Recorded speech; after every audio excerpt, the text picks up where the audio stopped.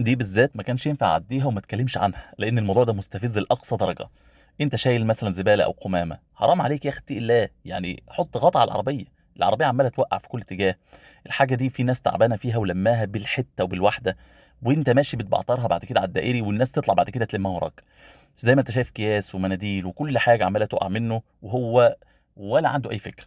الموضوع ما بيتوقفش بقى فقط عند المشكله الاخلاقيه في ان الناس لمت الحاجه دي بالواحده وانت ماشي على طريق سريع بتبعترهم. الموضوع متعلق كمان بمشكله لقائد المركبات او العربيات اللي ماشيه وراك. في ناس بتتهاوش يا جماعه من الحاجات دي. ممكن تلاقيه راح كيس زي ده طاير قدامه، تلاقيه راح رامي يمين ولا شمال خابط في اللي جنبه، تعمل مصيبه. فانا مش قادر اوصف اللي بيحصل ده من انعدام الاخلاق والمسؤوليه. بص الكيس اللي قدامك ده اللي وقع، ده مليان. عاوز اقول لك ان ده فضل ماشي على الطريق زي الطوبه حرفيا، لان هو تقيل جدا جدا. وانا اتفاديته كده ايه بلطف، لان انا طبعا متمرس في السواقه. لكن صدقوني لو واحد مش متمرس في السواقه كان ممكن ميل على اللي جنبه، خبط فيه، عمل مصيبه. فاللي بيحصل ده غير اخلاقي ابدا. فاضافه غطا للمصيبه اللي هو شايلها دي تحل المشكله. لو غطيت انت العربيه المشكله هتتحل. لكن انت بعد كده عمال تبعطر الحاجه، والله اعلم بقى هيقف فين ولا هيفضل ماشي كده لحد امتى. هيبعطر قد ايه، وبعدين يعرض الناس بعد كده اللي بتلم الزباله دي للخطر، ان هي تفضل تلم الحاجات دي من على الدائري. يا جماعه الكلام ده يعني المفروض دي بديهيات. احنا مش عايشين في العالم لوحدنا. كلنا بنتاثر ببعض. مفيش حاجه اسمها انا ومن وراء الطوفان، انا وليهلك الجميع. انت كده ما بتفكرش غير في نفسك. فانا والله ما عارف الناس دي، يعني الناس دي بتفكر ازاي، هو قبلها ازاي على نفسه. انا بقول ده مش شخص طبيعي، ده لا يمكن يكون شخص طبيعي. والله ده يستوجب علاج نفسي فوري. وعلشان ما الاقيش حد بيستخدم لي المغالطه المنطقيه بتاعت ما هم كلهم كده، الناس دي كلها كده، الكلام ده غير صحيح. دي عربيه مثلا هوت راجل برضو نفس وضعه بالظبط، شايل خمامه ولكن قافل عليها بمشمع.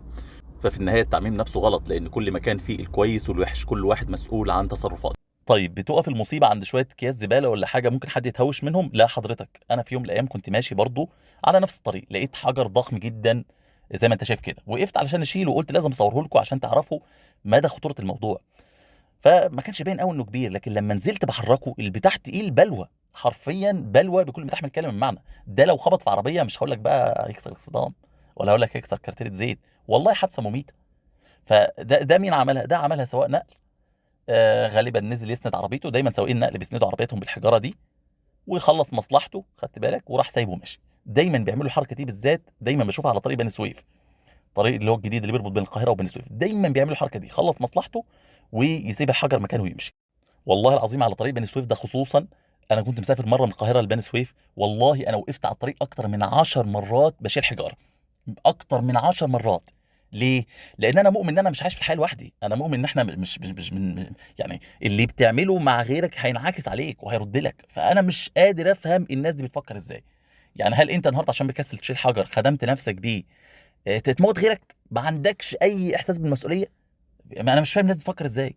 انا شايف ان دي جريمه يعاقب عليها القانون، ان انت تسيب حاجه زي كده في الطريق تاذي بيها غيرك. ما فيش حاجه في الدنيا تبرر تصرفك ده اطلاقا، اطلاقا والله. الرسول عليه الصلاه والسلام بيقول الايمان بضع وسبعون شعبه، فافضلها قول لا اله الا الله، وادناها اماطه الاذى عن الطريق. فمن الدين يا جماعه ومن الايمان ان انت لما تشوف حاجه مذيعه على الطريق تشيلها وترفعها، لان هي راجعه لك، يعني هي مش هتضيع. اللي انت شيلته من على الطريق النهارده وحميت بيه اخوك هيرجع لك في يوم من الايام، حد هيشيله عنك برضه. لكن لو انت ما بتعملش كده هتلاقي المصايب جايه لك من كل ناحيه. والحياه صدقوني قصيره، حياتنا اصلا قصيره. شوف انت النهارده الاسبوع بيعدي في قد ايه، والشهر بيعدي في قد ايه، وكلها كام سنه بتلاقي نفسك كبرت الحياه انتهت. خدت بالك؟ فالحياه الاخره هي الاساس. فانت بتعمل لنفسك حاجه اماطه الاذى عن الطريق، حاجه ممكن تشيلها من طريق الناس تكون سبب في دخولك الجنه. فالموضوع سهل يا جماعه. ماشي على الارض برجليك، شفت مسمار شيله من على الارض. النهارده فرد الكاوتش ب 3 و4000 جنيه. انت النهارده حميت اخوك من حاجه زي كده. وفي نهايه المطاف، عشان انا عارف اللي هيحصل في التعليقات، ما حدش يجي يقول لي اصل المرور يا جماعه لو لقى ده نوعيه من الناس دي بيوقفوا، عشان الواحد شاف الحاجه دي اكتر من مره. دي اول نقطه. النقطه الثانيه، مش الهدف ان احنا نهاجم الاشخاص دول، مش الهدف ان الناس تنزل شتيمه فيه في التعليقات، لا. الهدف ان انا اوصل رساله للناس دي اللي هيشوف منهم الفيديو، وناس كتير جدا منهم بتتابع حاجات زي كده، يعرف ان اللي بيعمله ده غلط، ويعرف اللي بيعمله ده يعد جريمه. خليك انت سقط على الطريق ده 2 3 كيلو، المرور ما شافكش، انت كده فلتت من العقاب. ده انت سنتك سودة، وعقابك عند ربنا عظيم. الهدف من الفيديو مش ان احنا نعاقبه او ان احنا نشتمه او ان احنا نبلغ عنه او ان احنا، الهدف ان احنا نصحي ضميره. الهدف ان هو لو مش فاهم خطوره اللي بيعمله انا بوضحه له وافهمه له. فرجاء عدم التطاول على حد، ورجاء ان احنا مش الهدف من الفيديو ان احنا نتجاوز معاه، او لا، الهدف ان احنا نصح اللي جواه وان احنا نفهمه ان احنا كلنا بنتاثر ببعض.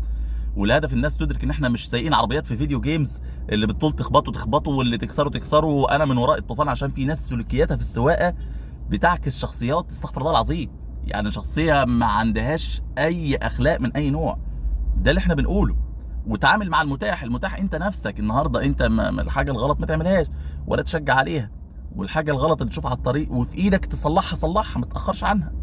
اتمنى من الله ان الفيديو يكون افادكم.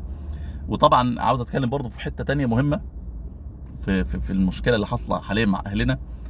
الناس بتنسى جذور المشكله وبتتكلم في حاجات مالهاش علاقه بالموضوع. يعني ايه؟ يعني ده من الاخر ده احتلال للارض. يعني انا جيت طردتك من ارضك وخدت منك الارض دي عنوه غصب عنك. جيت انت بعد سنه او 2 رميتني بحجر جه في دراعي عورني. شوفوا المجرم، شوفوا اللي عمل، شوفوا اللي خلى، احنا لازم نعمل له ادانه على اعلى مستوى، احنا مش عارف ايه. ده اللي هو اللي بدأ الهجوم وهو اللي عمل وهو اللي خلى، عشان رماني بحجر صغير فانا نزلت ضربته ضرب كسرت عظمه 6 7 اصابات مثلا يعني. فالناس لما بتيجي تتكلم يقول لك ما هو اللي ابتدى. يا جدع، هو فين الروتس، فين جذور المشكله؟ جذور المشكله ان ده صراع مبني على اساس احتلال للارض. فما نجيش نتكلم في فرعيات وننسى اساس المشكله. دايما لما تقع في مشكله رجعها لجذورها، رجعها لاساس المشكله، هنا الامور هتلاقيها ترتبت معاك بشكل صحيح. ليه بنقول كده؟ علشان في ناس دلوقتي عندها فهم خاطئ لكل حاجه، الدنيا متشقلبه ابسايد داون، كله مش شقلب، مش فاهم الحقائق.